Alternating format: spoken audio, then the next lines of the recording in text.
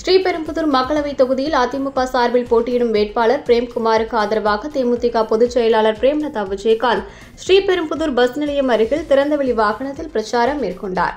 அப்போது மக்கள் மத்தியில் பேசிய அவர், ஸ்ரீபெரும்புதூர் பகுதியில் அதிக தொழில் நிறுவனங்கள் இயங்குகிறது. இங்குள்ள அனைத்து நிறுவனங்களும் ஜிஎஸ்டி என்கிற வரியால் முடங்கும் அபாயம் ஏற்பட்டுள்ளது.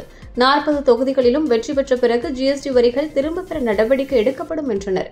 மேலும் மத்திய மாநில அரசுகள் மக்கள் விரோத போக்கை கடைபிடிக்கின்றனர். ஆனால் இந்த கூட்டணி ஜாதி மதத்திற்கு அப்பாற்பட்டு மக்களுக்காக சேர்ந்துள்ளது என தெரிவித்தார்.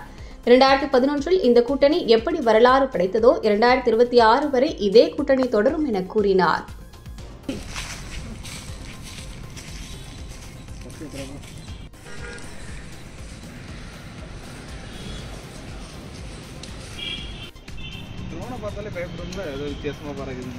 கண்டிப்பா பயப்படாது.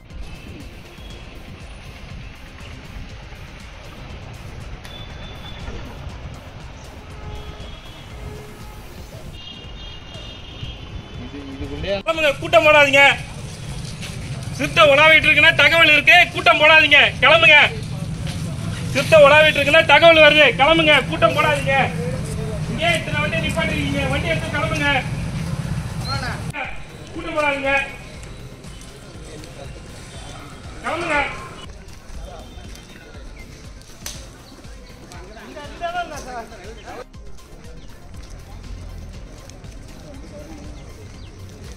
ஓடி இருக்கு.